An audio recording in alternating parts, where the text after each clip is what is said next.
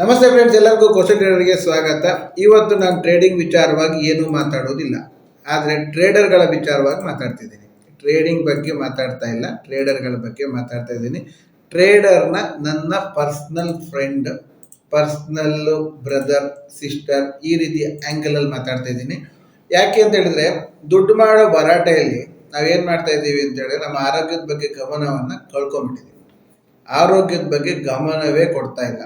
ಎಷ್ಟು ನಾವು ಒಂದು ಜಾಬಲ್ಲಿ ಇದ್ದೀವಿ ಅಂತ ಹೇಳಿದ್ರೆ, ಹಾಟ್ ಬೌಲ್, ಅದೊಂಥರ ಹಾಟ್ ಬೌಲಲ್ಲಿ ಕೂತಂಗೆ 9 ಗಂಟೆ 9 ಕಾಲು ಆಯ್ತಂದ್ರೆ 3 ಕಾಲು ಹೆಂಗೆ ಆಗುತ್ತೆ ಅಂತ ಗೊತ್ತಾಗಲ್ಲ. ಫ್ರ್ಯಾಕ್ಷನ್ ಆಫ್ ಸೆಕೆಂಡ್ಸಲ್ಲಿ ಓಡ್ದಂಗೆ 6 ಗಂಟೆ ಓಡೋಗುತ್ತೆ. ಯಾವುದ್ರ ಬಗ್ಗೆನೂ ಪರಿವೇ ಇರೋದಿಲ್ಲ. ಆ ರೀತಿ ಇರುವಂತಹ ಅದೊಂಥರ ಮಾಯಾ ಜಗತ್ತು. ಆ ಮಾಯಾ ಜಗತ್ತೊಳಗೆ ನಾವು ಎಂಟ್ರಿ ಆಗಿಬಿಟ್ಟು ಏನಾಗಿದೆ ಅಂದರೆ, ದುಡ್ಡು ಮಾಡಕ್ಕೆ ಹೊರಟಿದ್ದೀವಿ ಸರ್ ಅಂತ. ದುಡ್ಡು ಮಾಡಿ ಕರೆಕ್ಟು, ಒಳ್ಳೇದು. ಆದರೆ ದುಡ್ಡು ಯಾರಿಗೋಸ್ಕರ ಮಾಡ್ತಿದ್ದೀರಿ? ನಿಮಗೋಸ್ಕರ ಮಾಡ್ತಿದ್ದೀರಾ, ನಿಮ್ಮ ಫ್ಯಾಮಿಲಿಗೋಸ್ಕರ ಮಾಡ್ತಿದ್ದೀರಾ, ಅಥವಾ ನಿಮ್ಮ ಫ್ಯಾಮಿಲಿ ಡಾಕ್ಟ್ರಿಗೋಸ್ಕರ ಮಾಡ್ತಿದ್ದೀರಾ? ಯಾಕೆಂದ್ರೆ ಪಾಪ ಅವ್ರಿಗೂ ದುಡ್ಡು ಬೇಕಲ್ವಾ?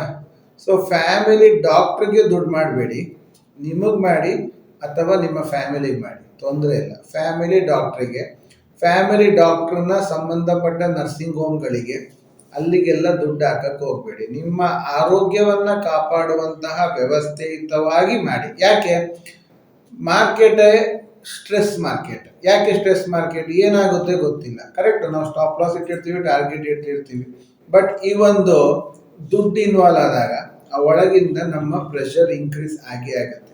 ಕರೆಕ್ಟ್ ಅಲ್ವಾ?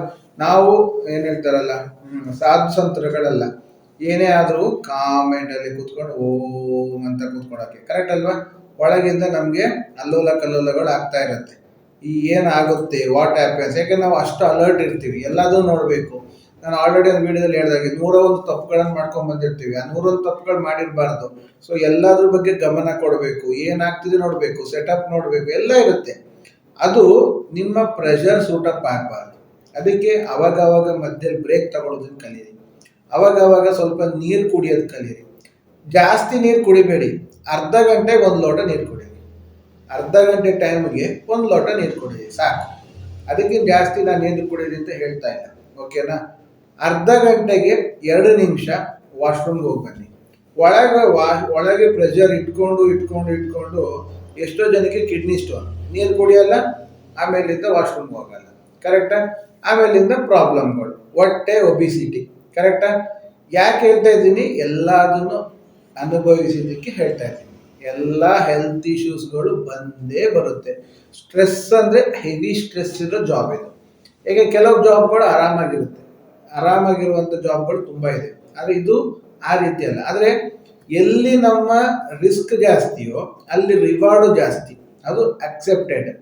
ಆದರೆ ರಿವಾರ್ಡು ಅದು ನಮ್ಮ ಯೂಸಿಗೆ ಬರಬೇಕು, ಆದರೆ ಆ ರಿವಾರ್ಡು ಡಾಕ್ಟ್ರ್ ಯೂಸಿಗೆ ಹೋಗ್ಬಾರ್ದು. ಹಾಗಾಗಿ ನಾವು ನಮ್ಮ ಆರೋಗ್ಯದ ಬಗ್ಗೆ ಗಮನ ಕೊಡಬೇಕು. ಶನಿವಾರ ಭಾನುವಾರ ಅಟ್ಲೀಸ್ಟ್ ಎಲ್ಲದಕ್ಕಿಂತ ರಿಲ್ಯಾಕ್ಸ್ ಆಗಿ ರಿಫ್ರೆಶ್ಮೆಂಟ್ಗೆ ಹೋಗಬೇಕು. ಅಂದರೆ ನಿಮ್ಮೊಳಗೆ ಎನರ್ಜೈಸ್ ಮಾಡೋದಕ್ಕೆ ಯೋಗ, ಮೆಡಿಟೇಷನ್ಸು ಇಂಥವೊಂದು ಮಾಡೋಕ್ಕೆ ಕಲಿಬೇಕು, ಆಯಿತಾ? ಪ್ರಾಣಾಯಾಮ ಮಾಡೋದು, ಒಂದು ಸೈಟ್ ಸೀಯಿಂಗ್ ಹೋಗೋದು, ಅಥವಾ ಪ್ರಕೃತಿಯೊಟ್ಟಿಗೆ ಮಿಂಗಲ್ ಆಗೋದು, ಬರೀ ಕಾಲಲ್ಲಿ ಮಣ್ಣು ಮೇಲೆ ನಡೆಯೋದು. ಇದರಿಂದ ಏನಾಗುತ್ತೆ, ನಿಮ್ಮ ಆರೋಗ್ಯದ ಬಗ್ಗೆ ಅಟ್ಲೀಸ್ಟ್ ವಾರಕ್ಕೆ 1-2 ದಿವಸ ಆದರೂ ಒಳಗಿಂದ ರಿಜೆನವೇಟ್ ಆಗ್ತಾ ಇರುತ್ತೆ. ಕರೆಕ್ಟ್ ಅಲ್ವಾ? ರಿಜೆನವೇಷನ್ ಮಾಡಿಕೊಂಡಷ್ಟು ನಿಮ್ಗೆ ಏನಾಗುತ್ತೆ, ನಿಮ್ಮ ಆರೋಗ್ಯ ನಿಮ್ಮ ಹಿಡಿತದಲ್ಲಿ. ಆರೋಗ್ಯ ಸರಿ ಇದ್ರೆ ಏನಾಗುತ್ತೆ, ಮನಸ್ಸು ಸರಿ ಇರುತ್ತೆ. ಆರೋಗ್ಯ ಸರಿ ಇದ್ರೆ ಮನಸ್ಸು ಸರಿ ಇದೆ. ಈಗ ನಿಮಗೆ ಹುಷಾರಿಲ್ಲ, ಜ್ವರ ಅಂದಾಗ ನಿಮ್ಮ ಮನಸ್ಸು ಏನು ಹೇಳುತ್ತೆ, ಮಲ್ಕೊಳ್ಳೋಣ ಅನ್ಸುತ್ತೆ, ಟ್ರೇಡ್ ಮಾಡೋಣ ಅನ್ಸಲ್ಲ. ಕರೆಕ್ಟ್ ಅಲ್ವಾ? ಆರೋಗ್ಯ ದೇಹದಿಂದಾಗಿ ಮನಸ್ಸಿನಿಂದಾಗಿ ಬುದ್ಧಿಯಿಂದಾಗಿ ನಿಮ್ಮ ಪ್ಲಾನಿಂಗ್ ಕರೆಕ್ಟಾಗಿ ನಡೆಯುತ್ತೆ. ಟ್ರೇಡ್ ಮಾಡೋದಕ್ಕೆ ಕರೆಕ್ಟಾಗಿ ನಡೆಸಬೇಕಂದ್ರೂ ನಿಮ್ಮ physical health is two important. ಎಲ್ಲದನ್ನು ಇಟ್ಕೊಂಡಿದ್ದೀರಿ, ಅದರೊಟ್ಟಿಗೆ ನೀವು ಅಲ್ಲಿ ಏನಾಗುತ್ತೆ, ಟ್ರೇಡಿಂಗ್ ಮಾಡೋ ರೂಮ್ ಸುತ್ತಮುತ್ತದಲ್ಲಿ ಏನೋ ತಿಂಡಿ ಕೂತ್ಕೊಂಡು ಎಲ್ಲ ಆಯಿಲಿ ಫುಡ್ ತಿಂತಾ ಇರ್ತಾರೆ. ಎಷ್ಟು ಜನ ನೋಡಿದ್ದೀನಿ, ಅಲ್ಲೆಲ್ಲ ಆಯಿಲ್ ಫುಡ್ ಇಟ್ಕೊಳ್ಳೋದು. ಇನ್ನು ಕೆಲವೆಲ್ಲ ಇದೆ, ಹೇಳೋಕ್ಕಾಗಲ್ಲ ಬಿಡಿ, ಅದು ಬೇರೆ ಸೆಟಪ್. ಆದರೆ ಆಯಿಲ್ ಇಟ್ಕೊಂಡಿರ್ತಾರೆ, ಆಯಿಲ್ ಐಟಮ್ಸ್ಗಳು ತಿಂತಾ ಇರ್ತಾರೆ. ಟೈಮಿಗೆ ಸರಿಯಾಗಿ ಊಟ ಮಾಡೋದಿಲ್ಲ. ಕರೆಕ್ಟಾ? ಊಟದ ಟೈಮಲ್ಲಿ ಊಟ ಮಾಡಲ್ಲ, 3-3:30 ಟ್ರೇಡ್ ಮುಗಿದ ಮೇಲೆ ಮಾಡ್ತಾರೆ. ರಾತ್ರಿ ಕೊಮಾಡಿಟೀಸ್ ಮಾಡೋರು ನಿದ್ದೆ ಮಾಡೋದಿಲ್ಲ. ಇದರಿಂದ ಏನಾಗುತ್ತೆ, ನಿಮ್ಮ ಆರೋಗ್ಯದ ಇಂಬ್ಯಾಲೆನ್ಸಿಂಗ್ ಆಗ್ತಾ ಇರುತ್ತೆ. ಆರೋಗ್ಯದ ಇಂಬ್ಯಾಲೆನ್ಸಿಂಗ್ ಆದಾಗ ನಿಮ್ಗೆ ಏನಾಗುತ್ತೆ, ನೀವು ಮಾಡ್ತಾ ಇರೋ ಕೆಲಸ ಸ್ಟ್ರೆಸ್ಫುಲ್ ಆಗುತ್ತೆ. ಮಾಡ್ತಾ ಇರೋ ಕೆಲಸ ಸ್ಟ್ರೆಸ್ಫುಲ್ ಆದಾಗ ನಿಮ್ಮ ಆರೋಗ್ಯದ ಮೇಲೆ ಒತ್ತಡ ಬಿದ್ದು ಆರೋಗ್ಯ ಹಾಳಾಗುತ್ತೆ. ಅದರಿಂದಾಗಿ ಕೊನೆಗೆ ಹೇಳ್ತಾರೆ, ದುಡ್ಡು ಹೋದ್ರೆ ಹೋಯ್ತು, ಆರೋಗ್ಯ ಬೇಕು ಅಂತ. ಆಮೇಲಿಂದ ಬರ್ತೀವಿ. ಅಲ್ಲಿ ಆಗಮೇಲೆ ಬರೋ ಬದಲು ಫಸ್ಟಿಂದನೇ ಅದನ್ನ ಪ್ಲ್ಯಾನ್ ಆಗಿ ತಗೊಂಡು ಹೋದ್ರಿಂದ ಆದರೆ ನೀವು ಆರೋಗ್ಯವಾಗಿ ಇರ್ತೀರಿ. ಅದಕ್ಕೆ ಬೇಕಾಗೋ ಪ್ಲಾನಿಂಗ್ಗಳನ್ನು ಮಾಡಿ. ನಾನು ಇಲ್ಲಿ ಹೆಲ್ತ್ ಇನ್ಶೂರೆನ್ಸ್ ಮಾಡಿಸ್ಲಿಕ್ಕೆ ಬರ್ತಾ ಇಲ್ಲ, ಅರ್ಥ ಮಾಡ್ಕೊಳ್ಳಿ. ನಾನು ನಿಮಗೆ ಹೆಲ್ತ್ ಇನ್ಶೂರೆನ್ಸ್ ಮಾಡಿಸಿಡಿ ಆ ರೀತಿ ಹೇಳ್ತಾ ಇಲ್ಲ. ಫೈನಾನ್ಷಿಯಲ್ ಪ್ಲಾನಿಂಗ್ ಮಾಡಿ ಅದ್ರ ಬಗ್ಗೆನೂ ಹೇಳ್ತಿಲ್ಲ. ನಿಮ್ಮ ಆರೋಗ್ಯದ ಬಗ್ಗೆ ಫಸ್ಟ್ ಗಮನ ಕೊಡಿ. ನಿಮ್ಮ ಆರೋಗ್ಯ ಏನು ಹೇಳ್ತಿದೆ ಈಗ ನಿಮ್ಗೆ ನೋಡಿ, ನಿಮಗೆ ಗೊತ್ತಿರೋದು ಎರಡೇ. ಒಂದು, ಹಸಿವಾದಾಗ ನಿಮಗೆ ಹಸಿವಾಗ್ತಿದೆ ಅಂತ ಗೊತ್ತಾಗತ್ತೆ. ಬಾಯಾರಿಕೆ ಆದಾಗ ಬಾಯಾರಿಕೆ ಆಗ್ತಿದೆ ಅಂತ ಗೊತ್ತಿದೆ. ಅದು ಬಿಟ್ಟು ಬೇರೆ ಏನು ನಿಮಗೆ ಫೀಲಿಂಗ್ಸೇ ಗೊತ್ತಾಗ್ತಿಲ್ಲ ಬಾಡಿದು. ಬಾಡಿ ನಿದ್ದೆ ಬರ್ತಿದೆ ಅಂದರೆ ಹೇಳುತ್ತೆ, ಪಿತ್ತ ಜಾಸ್ತಿ ಆಗಿದ್ರೆ ಹೇಳುತ್ತೆ, ಕಣ್ಣು ಉರಿ ಆಗುತ್ತೆ. ಕರೆಕ್ಟ್ ಅಲ್ವಾ? ಎಷ್ಟು ಇಂಟಿಮೇಷನ್ ಅನ್ನ ದೇವರು ಎಷ್ಟು ಕ್ಲಿಯರ್ ಸೆಟ್ ಮಾಡಿ ಕೊಟ್ಟಿದ್ದಾನೆ ಅಂದರೆ ಒಳಗಿಂದ ಸಿಗ್ನಲ್ ಕೊಡುತ್ತೆ. ನಾವು ಟ್ರೇಡ್ ಸಿಗ್ನಲ್ಲೂ ಅಬ್ಸರ್ವ್ ಮಾಡಲ್ಲ, ಈ ಕಡೆ ಬಾಡಿ ಸಿಗ್ನಲ್ ಅನ್ನು ಅಬ್ಸರ್ವ್ ಮಾಡಲ್ಲ. ಕರೆಕ್ಟಾ? ಎರಡರಿಂದ ಏನಾಗುತ್ತೆ, ಆ ಕಡೆ ದುಡ್ಡು ಇಲ್ಲ, ಈ ಕಡೆ ಆರೋಗ್ಯವೂ ಇಲ್ಲ ಅನ್ನೋ ಪರಿಸ್ಥಿತಿಗೆ ಬರ್ತಾ ಇದೆ. ಸೊ ಆ ರೀತಿಯ ಪರಿಸ್ಥಿತಿಗೆ ತಳ್ಳಲ್ಪಡಬೇಡಿ.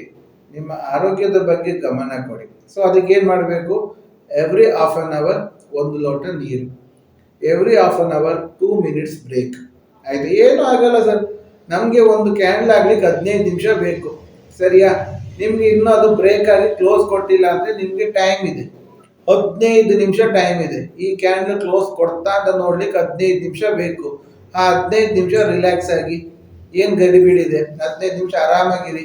ಬೇಕಾದ್ರೆ 10 ನಿಮಿಷ ತಿರುಗಾಡಿ, ಕೊನೆ 5 ನಿಮಿಷದಲ್ಲಿ ಬಂದು ಬೇಕಾದ್ರೆ ಕೂತ್ಕೊಳ್ಳಿ. ಕ್ಲೋಸ್ ಕೊಡ್ತಾನ ಕೊಡಲ್ವಾ ನೋಡಿ. ಕೊಡ್ಲಿಲ್ಲ, ನೆಕ್ಸ್ಟ್ 15 ನಿಮಿಷ ಕಾಯಬೇಕು, ಎದ್ದು ಹೋಗಿ. ನೀವೊಂದು ಸೆಟಪ್ ಮಾಡಿ ಇಟ್ಕೊಂಡು ಆ ಸೆಟಪ್ ಕರೆಕ್ಟಾಗಿ ಬರುತ್ತೋ ಬರಲ್ವೋ ನೋಡಿಕೊಂಡು ವಾಕಿಂಗ್ ಮಾಡಿ. ನೀವೊಂದು ಯಾವುದೋ ರೂಮಲ್ಲಿ ಇದ್ದೀರೋ ಏನೋ ಇದ್ದೀರೋ ನಡೀರಿ. ಕೂತ್ಕೊಂಡಲ್ಲ, ನೀವು ಕೂತ್ಕೊಂಡು ಏನೋ ಒಂದು 4 ನಾಮಸ್ಮರಣೆ ಮಾಡಿ, ಆರೋಗ್ಯಕ್ಕೂ ಒಳ್ಳೆಯದು. ಕರೆಕ್ಟಾ? ಏನಾದರೂ ಮಾಡಿ, ತಿರ್ಗಾ ಫೋನ್ ಇಟ್ಕೊಂಬೇಡಿ.